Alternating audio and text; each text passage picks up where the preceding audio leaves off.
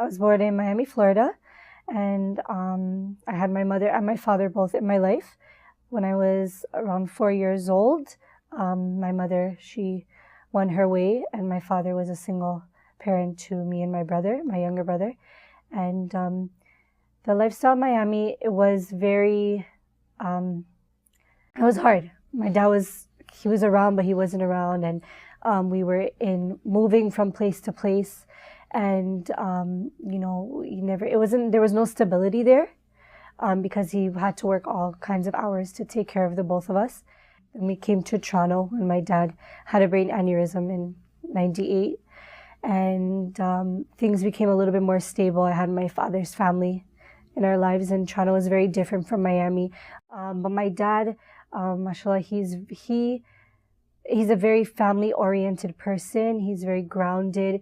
He's very open-minded because he came here when he was such a young at a young age, and it was interesting. Like I said, when I came from Miami to Toronto, is when we kind of learned more about our father's side.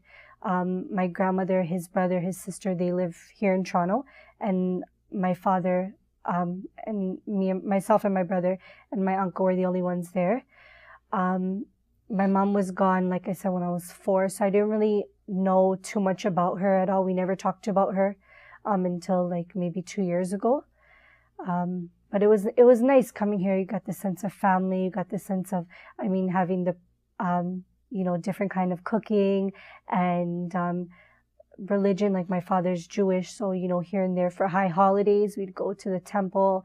I didn't have a religion, right? Like I just did what my father's family did, which was go to the synagogue on only high holidays. They do a Friday night, it's called a Shabbat dinner. So we did that, which was a sense of being together with the family. But religiously, I didn't know too much. I didn't really understand too much. Nothing was ever explained. And because I wasn't actually considered a Jew in Judaism, because my mother's not Jewish, I never went to like a Hebrew school or ever went to any kind of classes or anything like that. I never converted. I had a fear when I was younger of death. And when my father was sick, I was 9, 10 years old. I would ask some kind of questions, but I didn't know. I believed that there was something, that I had to make myself believe that there was something, that he wasn't just going to be put in a hole and the world was going to continue on. But when I was in high school, I would have like kind of nightmares of death and stuff like this. So I actually signed myself up at a program called NCSY, and it's basically Torah classes on Thursday, and you learn about Judaism. And I went there, and I thought I needed some stability in my life too that would give me some kind of guidance. When I was in Florida, going back and forth, I dropped out of high school. I was just hanging out, doing all kinds of, crazy things, experimenting with my life.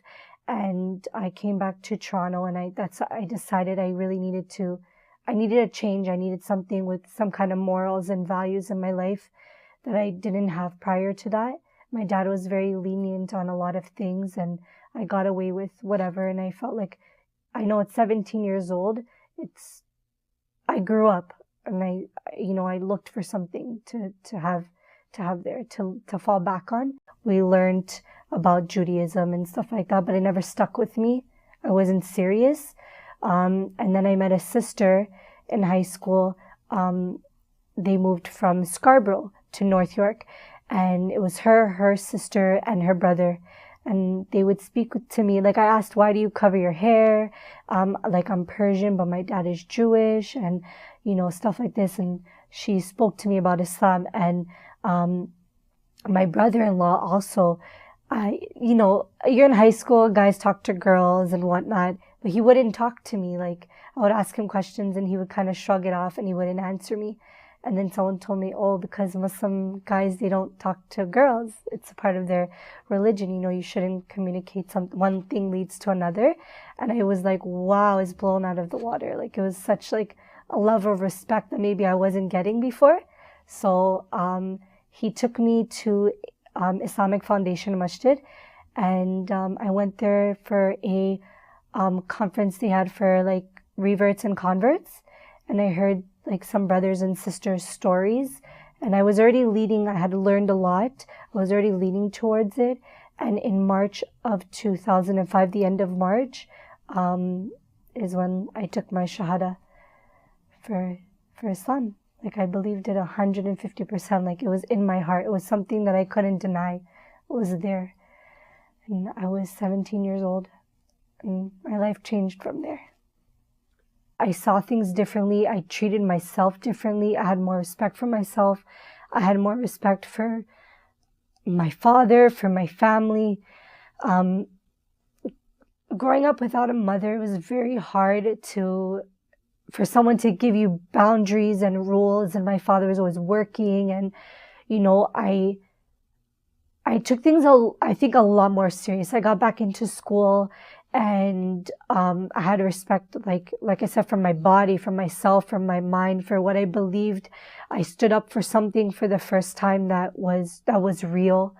I learned a lot from Islam just because it wasn't really just a religion. It was a way of life. And my teacher saw like an improvement in me. My family saw an improvement in me. And, you know, my grandmother was really the only one that was very upset with my conversion. The world changed for me really like at such a young age. And then not too long after that, my father was leaving the country and I had gotten married, and it was about a year later, and I moved out on my own with my husband, and, you know, I started working and I was still in school. When I first became Muslim, it was a high for me. It was something like I lived for, you know. I could go to the mosque. I felt, you know, like the Islamic community, they kind of took you in. So when my family wasn't there for me, I knew I could go to the mosque, and I had this sisterhood. I had the P4E, and I had the P4E there. I can go there. I met so many people. And you just learn, like every day is a new learning experience. You're never really stagnant. Whether you fall or whether you continue, you're always learning, right? And I'm so young. I'm not even 22 yet. And I feel I have so much more like to gain from Islam.